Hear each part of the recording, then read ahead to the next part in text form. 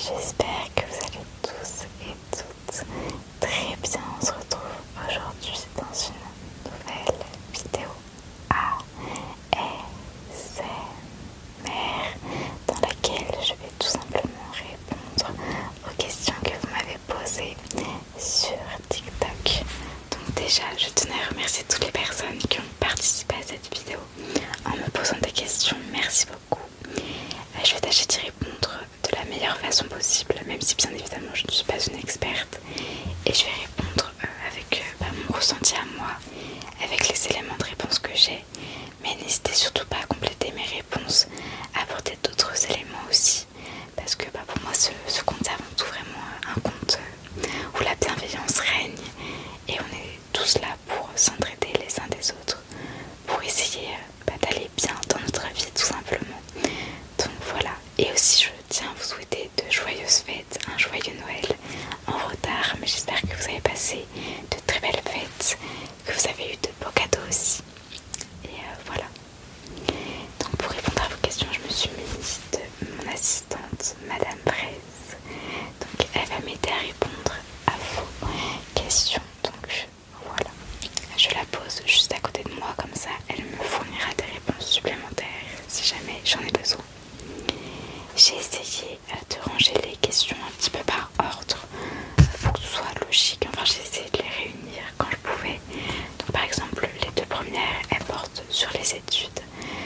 Donc, voilà, je vais y répondre. Et j'ai mon petit crayon pour cocher à chaque fois que j'ai répondu à une question et pour ne pas me perdre là où j'en suis rendue. Donc, la première question, on est vraiment beaucoup à se la poser, je pense, qui est donc moins stressée pour les études. Donc déjà je pense que quelque chose d'assez évident, mais c'est vraiment d'essayer de toujours être à jour, de ne pas remettre au dernier moment. Bon, je vous dis vraiment ça, mais moi je suis du genre à toujours me dire oui mais j'ai le temps, je le ferai plus tard, alors qu'au final c'est ça aussi qui nous stresse, parce que quand on remet tout à plus tard, finalement il n'y a rien qui est prêt, etc. Donc on est vraiment dans le vif du sujet, on doit tout faire vite, etc. Et c'est super stressant. Donc je pense qu'il faut essayer de tout préparer le plus vite possible, essayer de s'y prendre le plus tôt possible, le plus tôt. Après, je pense que quelque chose aussi auquel on pense pas forcément, mais que faire du sport, ça peut nous aider à moins stresser pendant les études, parce que ça nous permet vraiment de libérer toute cette tension. Et je pense que c'est vraiment important d'avoir un moment à soi. Donc pareil, je pense que c'est important d'avoir vraiment un temps où tu révises, un temps où tu es concentré sur tes études, mais un temps aussi où tu es vraiment en train d'exercer tes passions, où tu as un temps pour toi, à faire des choses que tu aimes, parce que je pense que le plus important, c'est vraiment d'avoir un bon équilibre, et je pense que ça peut permettre une bonne gestion du stress. Après, je pense que ça peut être bien de méditer. Il y a par exemple des méditations guidées sur YouTube qui sont pas mal et qui peuvent nous aider à canaliser notre stress, à vraiment penser à autre chose. Je pense aussi qu'il y a des exercices de respiration qui peuvent vraiment être bien. Et si par exemple le stress a tendance à survenir quand il y a des examens tout simplement, on peut les mettre en place aussi, ces exercices. Donc ça, je pense que ça peut être bien. Sinon quoi d'autre, je pense qu'il y a toujours des petites choses qui peuvent aider. Par exemple les fleurs de bac. Donc généralement c'est dans une petite fiole. On prend quelques gouttes et ça permet d'avoir moins de stress. Après je pense que ça fonctionne pas sur tout le monde, mais moi en tout cas ça m'aide. Donc voilà, à tester si jamais vous stressez.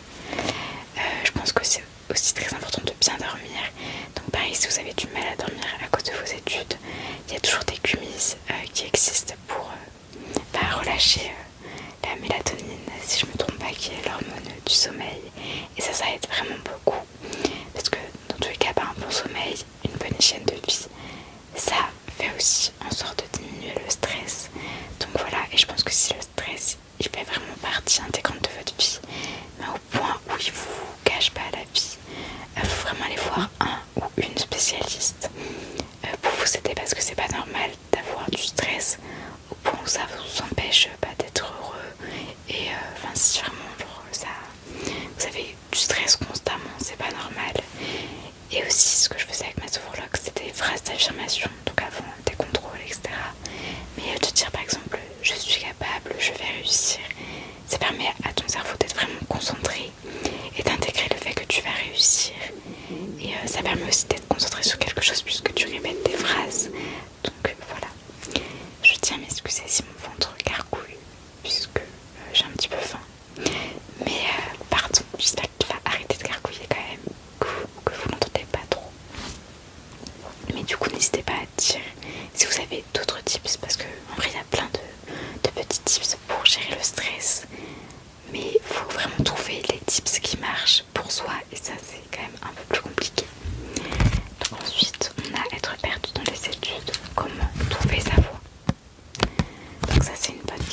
je pense que ça dépend aussi où est-ce qu'on en est rendu.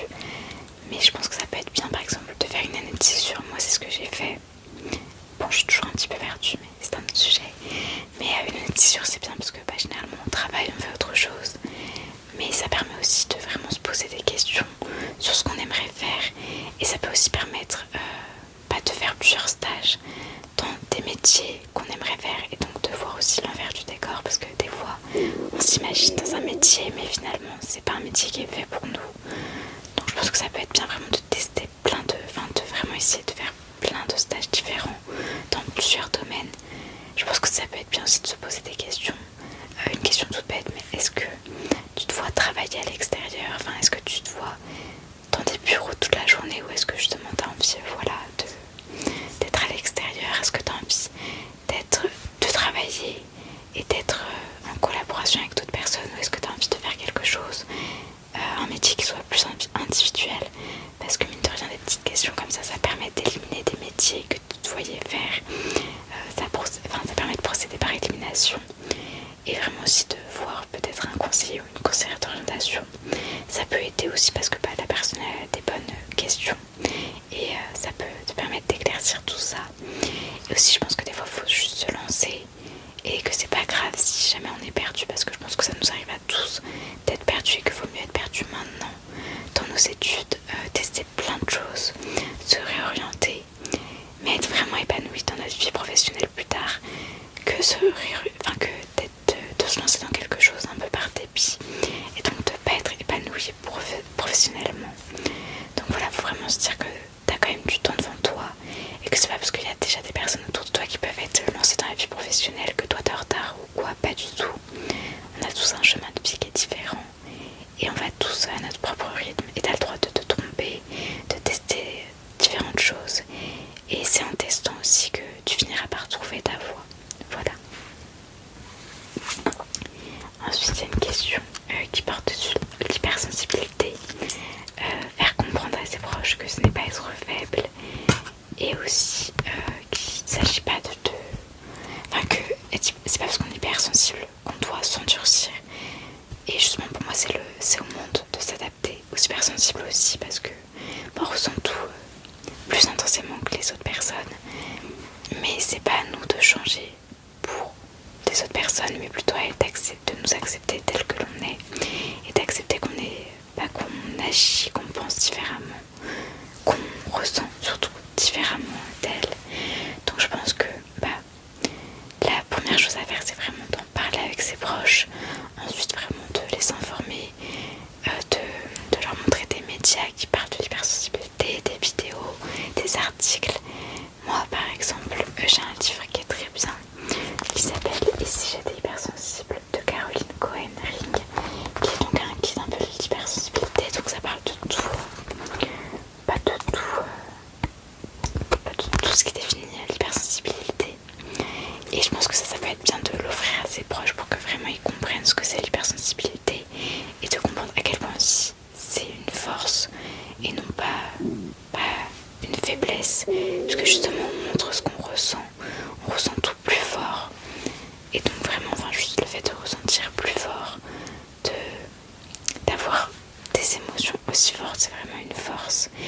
Et ce n'est pas être faible du tout, et qu'on n'a pas à s'endurcir, parce que finalement si on s'endurcissait, notre hypersensibilité serait toujours là, et à s'endurcir finalement on serait une autre personne. Et il faut juste que nos proches réussissent à nous accepter tel qu'on est, et ça peut être difficile pour eux aussi de comprendre ce que c'est quand ce sont des personnes qui ne sont pas hypersensibles. Mais je pense qu'il faut vraiment continuer de les informer, aussi être patiente vis-à-vis d'eux, puisque en fonction des gens ça peut prendre plus ou moins de temps, mais de leur faire comprendre vraiment que on ne l'a pas choisi aussi d'être hypersensible, et qu'il faut aussi qu'ils soient là pour nous, qu'ils soient présents et qu'ils nous aident à le vivre de la meilleure façon possible. Donc ensuite, c'est une question assez sensible qui va parler de deuil. Donc si jamais c'est un sujet trop sensible pour vous, je vous invite à partir de la vidéo ou à passer cette question. Donc c'est une personne qui a perdu sa grand-mère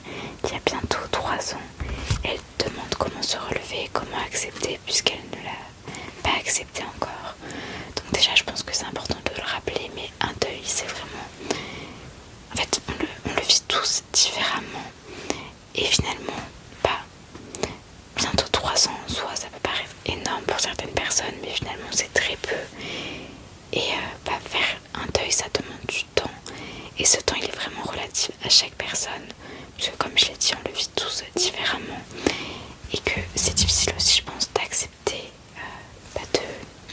le deuil parce que tu as peut-être aussi l'impression que tu vas effacer de la mémoire la personne si tu fais ton deuil. Donc je pense que c'est vraiment compliqué parce que ça amène à poser plein de questions et il y a aussi plusieurs étapes dans le deuil qui peuvent prendre plus ou moins de temps. Donc comme la colère, la tristesse, voilà, il y a plein d'étapes. Mais je pense qu'il faudrait vraiment aussi que tu essayes peut-être d'en parler à un ou une spécialiste pour que cette personne puisse t'aider à accepter, à vivre mieux ton deuil, mieux entre guillemets, parce que dans tous les cas ça restera compliqué.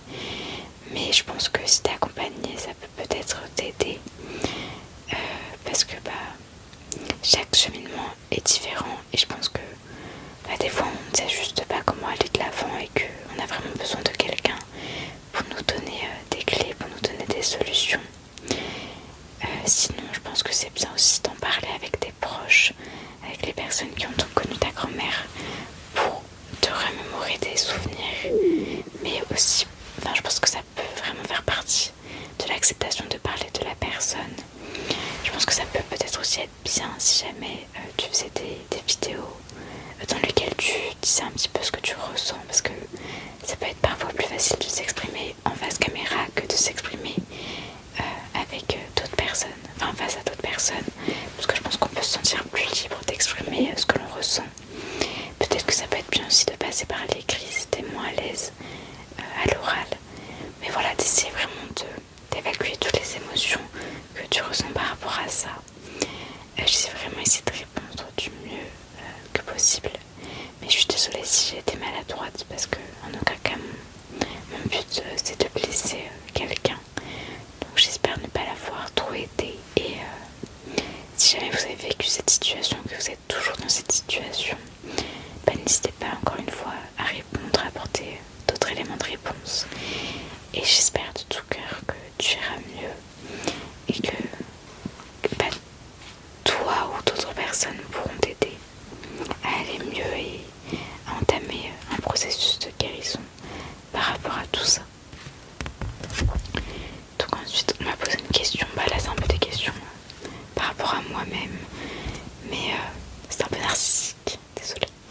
Mais du coup déjà on me demande quelles sont mes passions. Donc moi j'adore la mode, vraiment j'adore les vêtements, j'adore faire des associations de couleurs. J'adore les livres aussi, j'aime beaucoup vraiment lire, c'est ma passion. J'adore écrire aussi, même si je prends moins le temps en ce moment.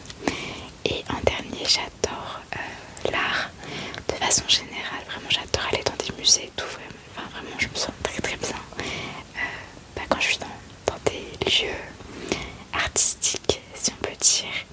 On m'a aussi demandé pourquoi je porte des couleurs, parce que c'est vrai que je porte beaucoup de couleurs.